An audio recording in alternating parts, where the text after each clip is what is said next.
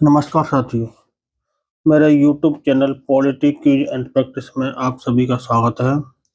आज हम पढ़ेंगे राजनीतिक शब्दावली या कुपरिभाषाओं के बारे में। नंबर 1, धर्मनिरपेक्ष।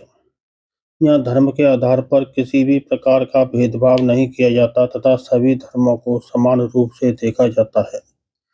नंबर 2, लोकतंत्र। सरकार को सारी शक्तियां जनता से प्राप्त होती हैं। शासकों का चुनाव जनता द्वारा किया जाता है। दूसरे रूप में कह सकते हैं कि लोकतंत्र जनता का जनता के द्वारा और जनता के लिए है। नंबर 3, समाजवाद। ऐसी व्यवस्था जिसमें उत्पादन और वितरण का स्वामित्व राज्य के नियंत्रण में रहता है। नंबर 4, गणराज्य।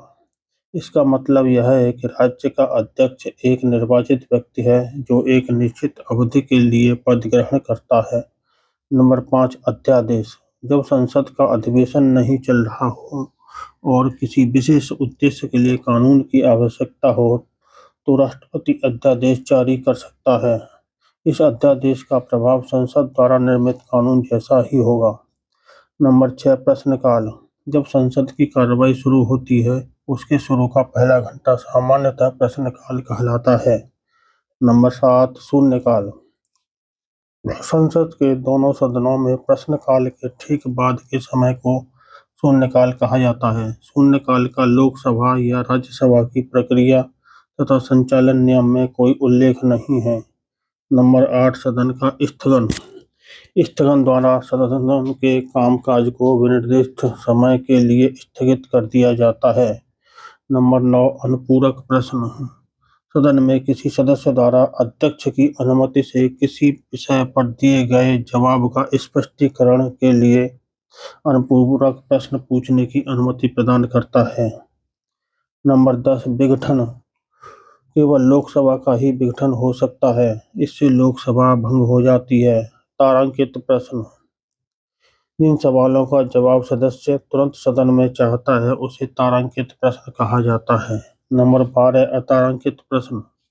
जिन प्रश्नों का उत्तर सदस्य लिखित में चाहता है उन्हें अतारांकित प्रश्न कहा जाता है।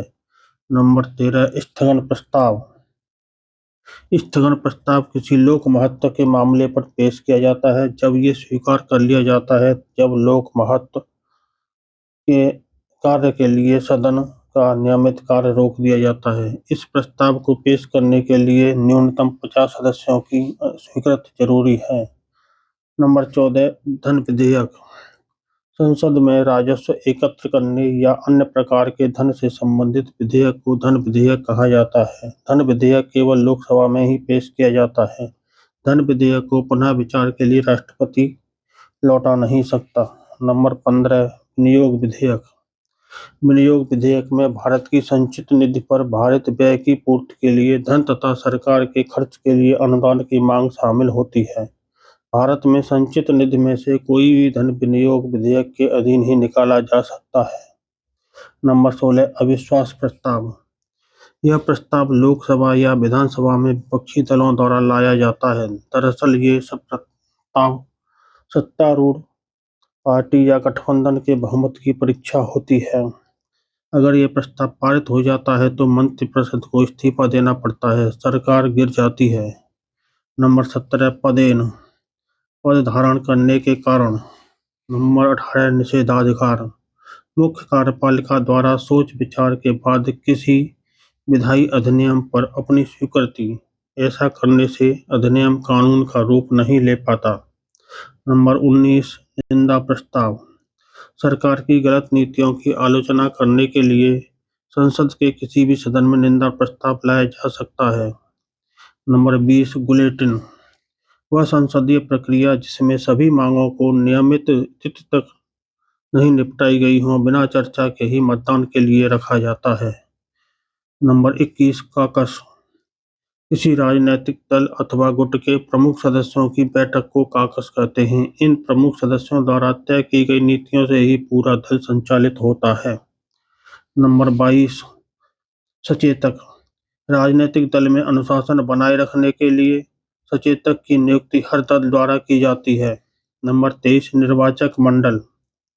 विशेष मतदान के मकसद से गठित निर्वाचकों का विशेष समूह, जैसे राष्ट्रपति के चुनाव के लिए संसद या विधानसभाओं से निर्वाचित सदस्य निर्वाचक मंडल का गठन करते हैं। नंबर 24, न्यायिक समीक्षा। विधायिका द्वारा बनाया गया कानून संविधान के मुताबिक है या नहीं, इसकी न्यायपालिका जांच करती है। इसे ही न्यायिक समीक्षा कहा जाता है। नंबर 25, प्रभुसत्ता संपन्न। जहां देश आंतरिक और बाह्य मामलों में पूरी तरह स्वतंत्र हो और देश किसी बाह्य शक्ति पर निर्भर न हो।